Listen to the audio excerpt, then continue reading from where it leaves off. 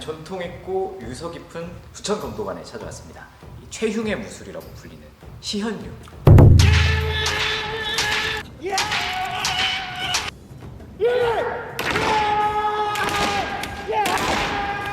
검도인들이 과연 어떻게 대항할 수 있을까? 우리 또 교토의 옷장 대호장입니다. 선생님께서 실제 사무라이의 후손이라고 네네. 시현류라는 이런 무술에 대해서 어떻게 대처하는지 디테일하게 하실 수 있을 것 같아서 부천검도관에 찾아왔습니다. 자, 혹시 시현류를 들어보신 적 있으신가요?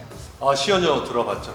악명이 높은 걸로 알고 있습니다. 일격필살, 일도양단. 이 연습을 하루에 이거를 1000번을 벤다 이렇게. 다 같이 한번 일단 보고 이거 어떻게 대응할 수 있을지. 굉장히 팔을 안쪽으로 모아서 이렇게 좌우로 치더라고요. 자, 일단 영상에 나오는 대로 좌우로 크게 들어 내리치는 연습을 해봤습니다.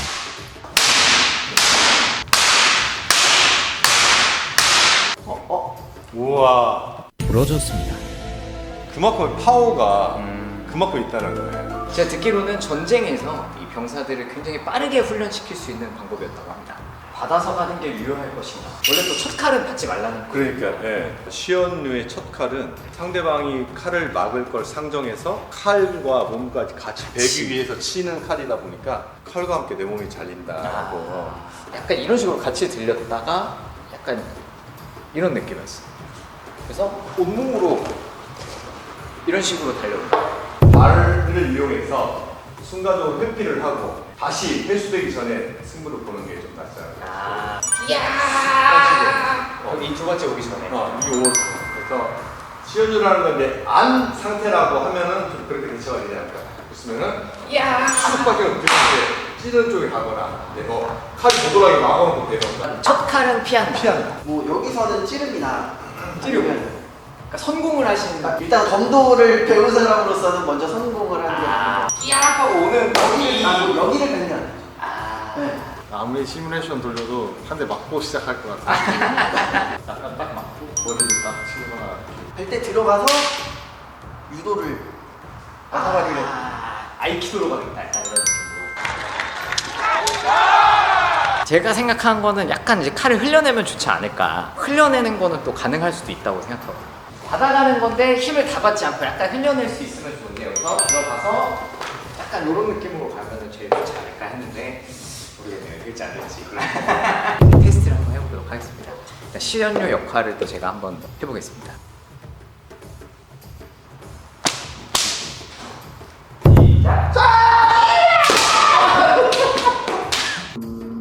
시연류의 손을 뺏기는 생각보다 쉽지 않았습니다. 동비어진 할 것 같습니다. 하는 사람은 뇌를 비우고 해도 돼요. 왜 병사들한테 이걸 가르쳤는지 알 것 같은 게 손을 어떻게 뺏어야 하나 뇌 이런 고민을 하나도 안 해도 돼. 일주일에 한 번 정도 하면 스트레스 풀리는데요.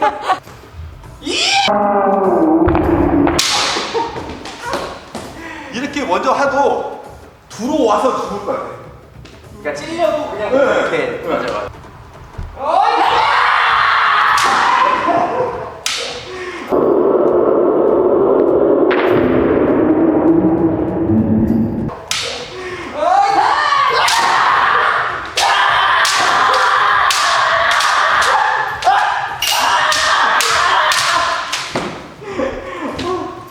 아니 못 막네. 일단 먼저 치는 거는 안 될 것 같아요. 같이 죽을 위험이 많이 큰 것 같습니다. 그러니까 상대가 고민을 안 하고 날라오니까 선을 뺏기도 쉽지가 않아.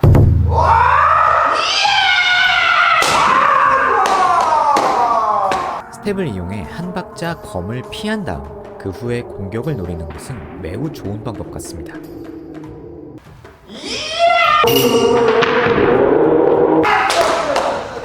첫 칼을 피해야 해도 두 번째 칼도 워낙에 빠르게 날라오니까 한 칼을 피해서 빠르게 친다? 이것도 쉽지 않은 것 같아요.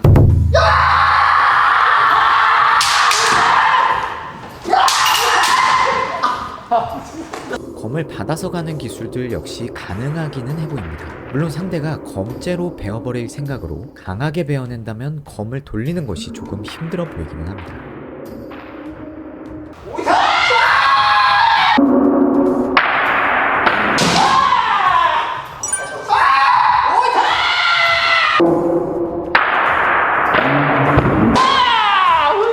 세서 네.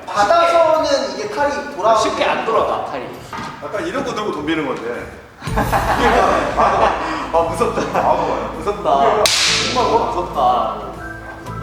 그게 현실인데 어딜 막 어디. 그러네.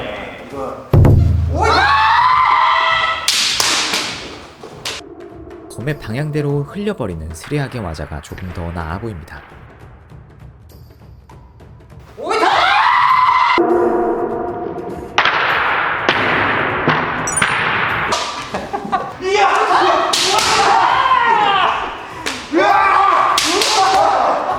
칼의 옆면으로 받아야 될 것 같아.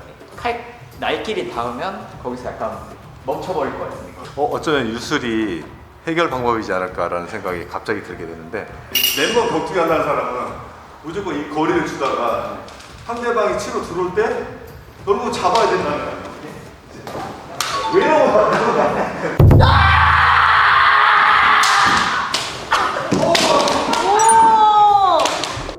검도라고 할 순 없지만 가능하다면 유수를 통해 검을 쓰지 못하게 넘어뜨리는 것도 좋아 보입니다.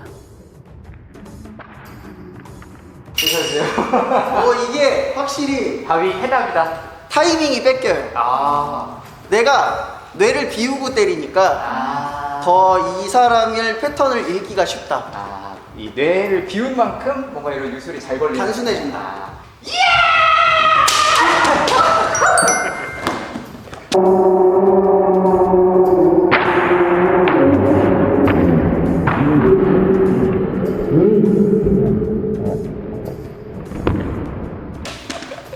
유술이 진짜 먹히네요.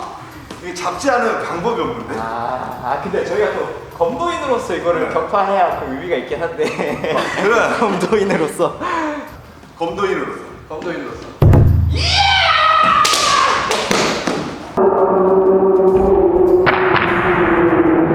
여기 친다는 걸 아니까 이런 현상이 생기는 거지만 이쪽을 향해 쫓아버리면 아무것도 아닌 상황이 되는 거고. 진짜 고수라면 사실 키리오 토시 같은 거 아닐까요? 진짜 고수라고 하겠지. 고수라면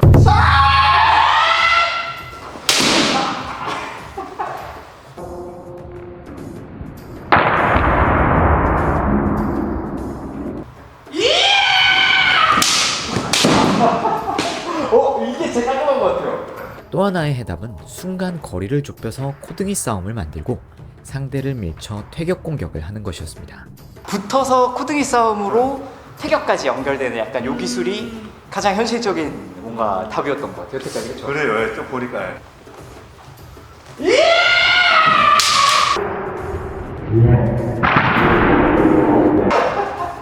그래서 여태까지 나온 바로는 코등이 싸움 후 태격이라던가 유술을 건다거나 정말 고수라면 그 칼이 오는 방향을 그때 딱 확인해서 스쳐내서 공격을 한다거나 뭐 그 정도 방법들이 약간 유효한 것 같습니다. 제가 생각나는 방법 다 써본 것 같아요. 어쨌든 제가 봤을 때는 잘하는 사람이 이길 것 같아요.